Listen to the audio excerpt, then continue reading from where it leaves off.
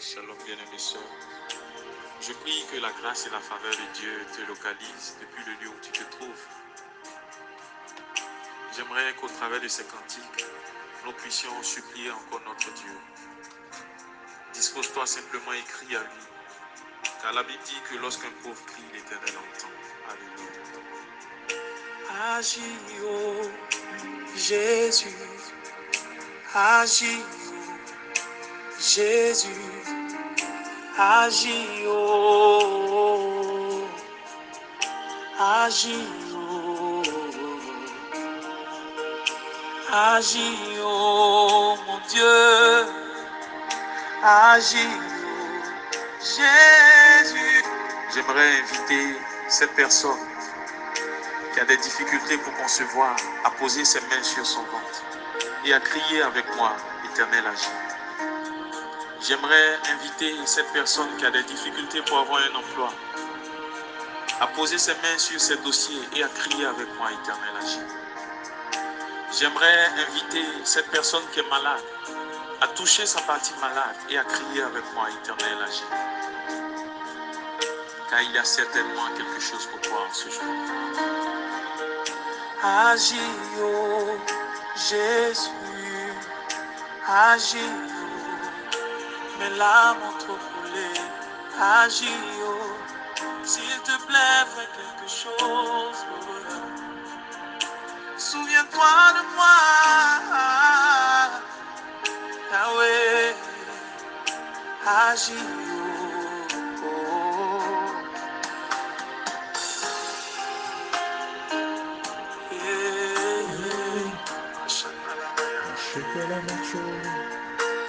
Aujourd'hui, bien plus qu'hier,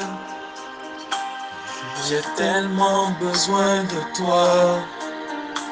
Tes exploits d'autrefois, Père, je désire encore les voir. Car rien ne va plus, Jésus. Je suis en proie au doute et au désespoir. Certains m'ont dit, maudit Dieu meurt. Mais en toi, je peux encore espérer. Aujourd'hui, bien plus qu'hier, j'ai tellement besoin de toi. Tes exploits d'autrefois, Père, je désire encore les voir. Car rien ne va plus, Jésus. Je suis en proie au doute et au désespoir. Certains m'ont dit, maudit Dieu et meurt. Mais en toi, je peux encore espérer. Car tu me fais au-delà de ce que je peux penser ou imaginer. Il a ma vie sous contrôle. Il prend soin de moi. Il prend soin de toi. Il a ma vie sous contrôle. Il prend soin de moi. Il prend soin de toi. Il a ma vie sous contrôle. Il prend soin de moi. Il prend soin de toi. Son nom c'est Jésus. Son nom c'est Jésus. Son nom c'est Jésus. Son nom c'est Jésus. Il a ta vie sous contrôle. Il prend soin de toi. Il veille sur toi. Il a ta vie sous contrôle. Il prend soin de toi. Il veille sur toi. Il a ta destinée sous contrôle. Il prend soin de toi. Il veille sur toi. Suis ses commandements. Il a ton foyer sous contrôle. Il prend soin de moi. Il veille sur moi. Son nom c'est Jesus. Son nom c'est Jesus. Son nom c'est Jesus. Son nom c'est son nom c'est Jésus. Oh oh. Son nom c'est Jésus. Son nom c'est Jésus, Jésus, Jésus, Jésus. Son nom c'est Jésus. Il a ta vie sous contrôle. Et son nom, et son nom. Il a ta vie sous contrôle. Sous contrôle. Suis ses commandements. Celui qui prend soin de toi, de moi.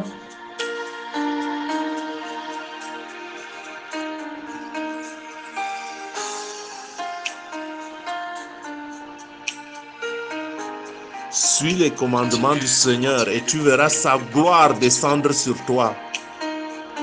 Sois obéissant. Comme les yeux du serviteur sont posés sur son maître, comme les yeux d'une servante sont fixés sur sa maîtresse, ainsi mes yeux sont fixés sur toi. Mon regard est posé sur toi. Ma foi repose sur toi. Jésus, Jésus, Jésus, Jésus, Jésus. Comme les yeux du serviteur sont posés sur son maître, comme les yeux d'une servante sont fixés sur sa maîtresse, ainsi mes yeux sont fixés sur toi. Mon regard est posé sur toi, et ma foi repose sur toi. Jésus, Jésus, Jésus, Jésus, Jésus, Jésus, Jésus, Jésus, Jésus, Jésus. J'ai mis ma confiance en toi. Jésus, j'ai mis ma confiance en toi. Jésus, Jésus, Jésus, Jésus, Jésus, Jésus, que tu peux faire quelque chose. Jésus, Jésus, Jésus, Jésus, Jésus, Jésus, j'ai mis ma confiance en toi. Je sais que tu peux me guérir, oh Jésus. J'ai mis ma confiance en toi. Je sais que tu peux me sauver, ah oui. J'ai mis ma confiance en toi. Je sais que tu peux me restaurer. J'ai mis ma confiance en toi. Jésus, Jésus, Jésus, Jésus, Jésus, Jésus, sauve-moi, Jésus, la confiance est en toi, Jésus, Je ne compte que sur toi. Jésus, Mon espérance est en toi. Jésus, Jésus, oh, Yahweh, my Lord, my Lord, oh, Bon, famille, je vais revenir sur quelque chose puisque on fête la Saint-Valentin aujourd'hui et je vais vous expliquer quelque chose de très profond, de très très profond. Je prie que le Saint-Esprit vous ouvre la vraie sagesse, la sagesse d'en haut, afin que vous compreniez ce que je veux dire, afin que vous l'acceptiez.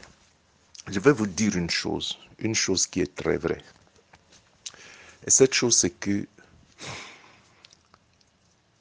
quand vous voyez les coutumes des hommes restent les coutumes des hommes. Et ce ne sont pas les traditions de Dieu, ce sont les coutumes des hommes.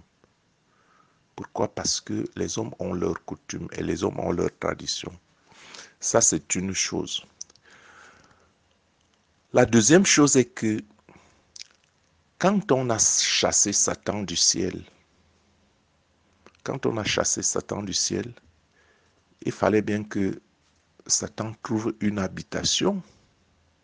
Il fallait bien qu'il trouve un endroit où il va loger. Et voilà, quand Satan est donc descendu du ciel,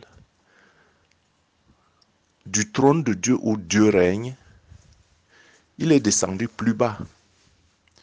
C'est vrai que Satan ne pouvait pas prendre possession de la terre parce que la terre appartient aux hommes. La terre appartient aux esprits qui ont un corps matériel. Or, Satan était esprit et Dieu est esprit. Donc Satan ne pouvait pas venir habiter sur la terre et avoir un corps matériel et faire tout ce qu'il veut. Voilà pourquoi Satan est descendu un étage plus bas. Bon, quand je parle d'étage, c'est une façon de parler afin que vous compreniez. Satan est descendu au deuxième ciel.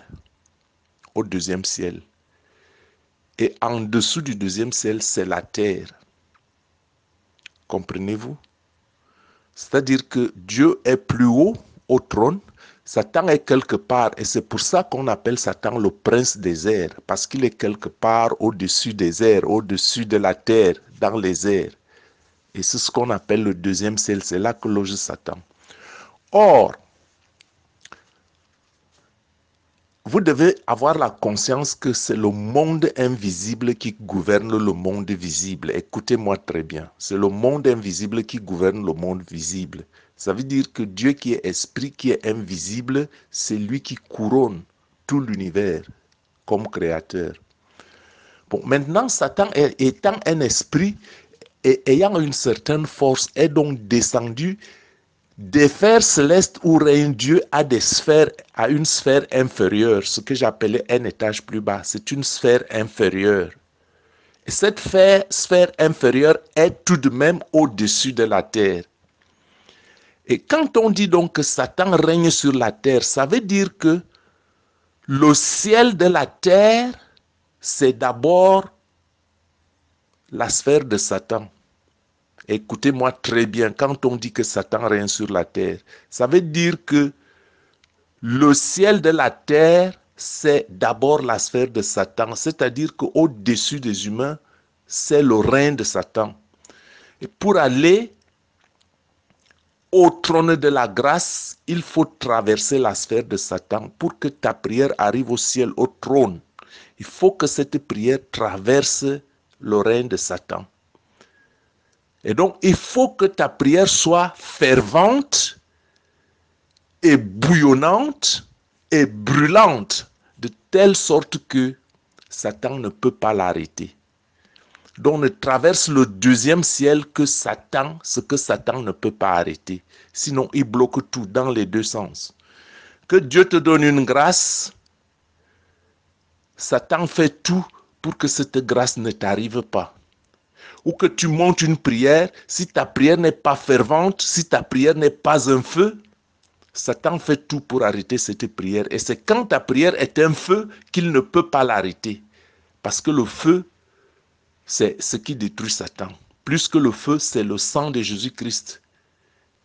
Satan a horreur du sang de Jésus-Christ. Il ne peut pas résister devant le sang de Jésus. Voilà les deux choses que vous devez savoir. Ce qui veut dire que, pour vous dire une vérité vraie, la gouvernance de la terre est entre les mains de Satan parce que le ciel de la terre est d'abord, c'est Satan qui est en dessus, c'est-à-dire en dessous de Dieu, mais au-dessus de la terre des hommes. Et voilà comment Satan gouverne la terre. Satan ne gouverne pas la terre parce qu'il est assis sur la terre quelque part, c'est parce qu'il est assis à un ciel, à ce ciel-là qui a le contact direct avec la terre. Et donc, nous les chrétiens, nous qui croyons en Jésus-Christ, nous devons toujours faire un effort beaucoup plus grand pour atteindre le trône de Dieu. Et ceux qui donc ont l'Esprit de Dieu, l'Esprit Saint, ce sont donc ceux-là qui créent ce qu'on appelle, j'appellerais ça couloir humanitaire, un couloir humanitaire. Vous savez, quand il y a la guerre, et quand on crée un couloir humanitaire, c'est un couloir que personne ne peut se saisir. Et ce couloir-là fait donc que directement d'en haut, les grâces qui viennent d'en haut directement jusqu'en bas. Et voilà pourquoi quelque part dans les Écritures, Dieu dit que quand vous faites vos dîmes et vos semences, ce sont des principes divins. Quand vous payez votre dîme, et quand vous payez vos actions de sacrifice que vous donnez à Dieu, Dieu dit, mettez-moi à l'épreuve et vous verrez si je ne vous ouvrirai pas les écluses des cieux. Les écluses des cieux que Dieu parle ici, c'est parce que Satan ferme le ciel qui est au-dessus de la terre. Satan ferme ce ciel afin qu'il n'y ait pas de transaction d'abord en haut. Voilà pourquoi nous sommes souvent très trompés.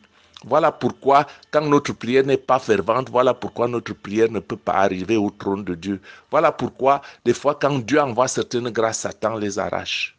Ça, c'est la vérité fondamentale que je vais vous dire aujourd'hui. Et l'homme est attaché où? Ça, c'est la vérité fondamentale. Vous êtes libre de l'accepter ou de ne pas l'accepter. L'homme est foncièrement rattaché au règne de Satan. Voilà pourquoi on dit que Satan gouverne la terre.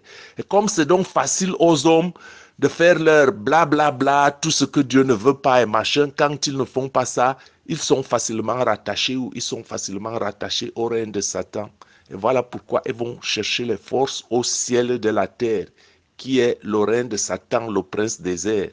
Et voilà pourquoi il est, je dis, Anführungsstrich, en parenthèse, voilà pourquoi il est possiblement facile à ceux qui louent Satan d'atteindre beaucoup plus rapidement les résultats.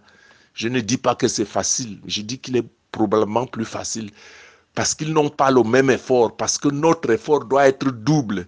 Notre effort de chrétien doit être double parce qu'il faut d'abord vaincre la force satanique qui fait barrage pour traverser et pour arriver au ciel de Dieu. Et voilà pourquoi la sanctification est nécessaire. Et voilà pourquoi quand on est la sanctification, on devient un feu, on a le Saint-Esprit, il devient un feu, et Satan ne peut plus arrêter ce qui nous est de droit ou ce que nous envoyons à Dieu. On crée donc un couloir humanitaire pour arriver au trône de Dieu. Voilà ce que je voulais vous dire aujourd'hui pour que vous compreniez. Et une autre chose est donc que une partie donc de ces démons ou de Satan ou de ses acolytes, ils ont donc pris possession dans l'eau. C'est ce qu'on appelle la reine des eaux. Parce que la reine des eaux, ce n'est pas le règne de Dieu, c'est le règne de Lucifer. La reine des eaux. Et bon, je vais donc vous expliquer quelque chose de très très profond maintenant. Très profond. Moïse, bien qu'ayant été envoyé par Dieu, quand Dieu lui est apparu, lorsque il était en captivité, après avoir défendu ses frères en Égypte, il est parti d'abord en captivité pour fuir.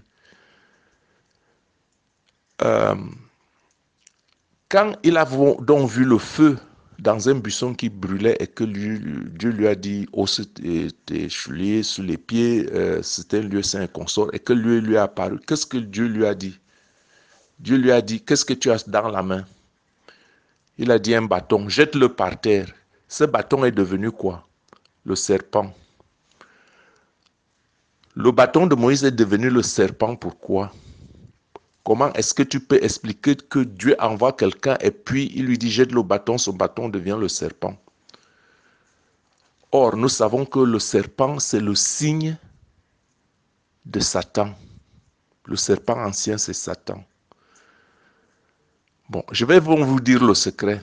Le secret, c'est que c'est le pouvoir de Satan que Dieu avait donné à Moïse. Bien que ce soit Dieu qui l'envoyait, Dieu a quand même donné à Moïse le pouvoir de Satan.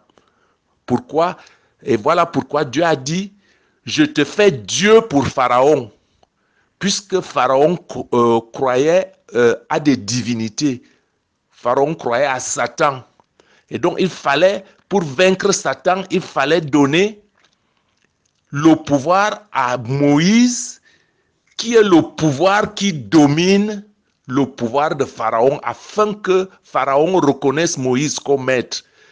Quand Dieu dit, je fais de toi Dieu pour Pharaon, ça veut dire que le Dieu pour Pharaon là, c'est le pouvoir de Satan. Dieu donne le pouvoir de Satan à Moïse afin que Moïse maîtrise le pouvoir de Pharaon. Hein? Parce qu'il fallait que Dieu maîtrise Pharaon sur son propre terrain. Et voilà pourquoi Dieu donne un serpent à Moïse sous forme de bâton afin que ce serpent neutralise le serpent de Pharaon dans son propre terrain. Voilà l'explication pourquoi Moïse avait un bâton qui s'est transformé en serpent. Et voilà pourquoi quand donc Moïse est arrivé chez Pharaon, quand Moïse a jeté son bâton sur terre et que ce bâton est redevenu un serpent et que les magiciens de Pharaon ont aussi fait le même miracle en jetant des serpents. Voilà pourquoi le serpent de Moïse a avalé les serpents des magiciens égyptiens. Pourquoi? Parce que Dieu avait donné un pouvoir supérieur, mais c'était le pouvoir de Satan que Dieu lui-même lui a donné, bien qu'il soit son serviteur, pour maîtriser Pharaon sur son propre terrain. Et voilà pourquoi aussi, pour traverser la mer Rouge, la mer étant le domaine de la reine des eaux, le Léviathan ancien. Le Léviathan, c'est le serpent ancien, c'est celui-là qui domine sur les eaux. Parce que quand on vous dit que Satan a le pouvoir sur la terre, c'est comme je vous dis, il a pris possession au ciel du ciel de la terre, il a pris possession dans les eaux. Et voilà pourquoi quand Moïse tend son bâton sur la mer s'ouvre. Pourquoi? Parce que le Léviathan, étant le serpent ancien, étant la reine des eaux, a reconnu le bâton de Moïse comme un serpent, c'est-à-dire son maître. Parce que Dieu avait dit, je te fais Dieu pour Pharaon. Et Dieu pour Pharaon ne veut pas dire maintenant qu'il y a un autre Dieu, c'est que Dieu lui donne seulement le même pouvoir que celui de Pharaon, mais un pouvoir supérieur, afin que quand Pharaon le voit, qu'il reconnaisse en lui son maître. Voilà l'explication pourquoi le bâton de Moïse était un serpent. Voilà une science sacrée que vous allez trouver sur cette terre. Vous n'allez pas trouver 10 personnes qui peuvent vous l'expliquer, qui peuvent vous dire ce que je suis en train de vous dire. Donc, je m'arrête ici pour ne pas être trop incongru pour vous, afin que vous ne dormiez pas mal. Sachez que Dieu est Dieu, Dieu est le maître. Et une seule chose qu'il vous faut, c'est l'obéissance. Une seule chose qu'il vous faut, c'est l'obéissance. Une seule chose qu'il vous faut, c'est l'obéissance. L'obéissance à quoi? L'obéissance à la parole de Dieu. Et voilà pourquoi il faut connaître les Écritures de Dieu. Et non le blablabla, on vient, on raconte tradition de ceci, fête de l'ange de ceci, fête de Saint-Valentin, fête de blablabla. Il faut connaître la parole de Dieu. Quand tu maîtrises la parole de Dieu, alors tu peux obéir à Dieu parce que tu peux être obéissant, mais en obéissant à quelque chose qui n'est pas de Dieu. C'est une fausse obéissance en fait. Et en cela, nous sommes coupables. Voilà pourquoi il faut étudier la parole de Dieu. Je dis bien étudier la parole de Dieu. Parce que c'est une science. Dieu est une science. Et les gens ont eu tendance à dire que la religion, c'est le blabla, c'est des choses inexactes. Non. Dieu, c'est une science. Connaître Dieu, c'est une science. C'est la science divine. C'est la plus grande science. Hein? Et qu'à la limite même, cette science-là est une science mystique. Quand je dis mystique, il ne faut pas avoir peur. Mystique veut dire que c'est quelque chose qui est au-delà de la connaissance de l'homme. Même si les gens utilisent le mysticisme dans le sens que c'est quelque chose de négatif, quelque chose de mal. On peut connaître Dieu. On peut connaître les secrets de Dieu. Parce que Dieu lui-même était déjà un mystère. Et les choses de Dieu sont des choses mystiques dans le bon sens. Voilà, je pense que le lait pour les enfants et la nourriture adulte pour les solides. J'en ai assez pour vous ce soir. Soyez bénis au nom du puissant de Jésus-Christ. Que l'amour de Dieu règne sur vous. Ayez l'amour des uns pour les autres. Ayez l'amour des uns pour les autres. Dieu nous a fait ensemble afin que nous nous aimions. Et tant que nous ne nous aimons pas, nous trébucherons et nous tomberons. Et beaucoup de nos problèmes ne seront pas résolus parce que l'amour couvre une multitude de péchés. L'amour couvre une multitude de péchés, à commencer par le pardon. Quand nous pardonnons les autres, alors Dieu nous pardonne. Et je vous ai déjà dit que faites attention, l'histoire qu'on a là au village, là, faites attention, parce que Dieu peut nous résister à cause de la dureté de nos propres cœurs. Soyez bénis au nom de Jésus. Que le Saint-Esprit nous garde, qu'il nous éclaire, que le Seigneur nous accorde sa miséricorde, que le Seigneur nous accorde sa miséricorde, que le Seigneur nous accorde sa miséricorde, que le Seigneur nous accorde sa miséricorde. Que le sang de Jésus plaide, que le sang de Jésus plaide, que le sang de Jésus plaide, que le sang de Jésus plaide. Amen.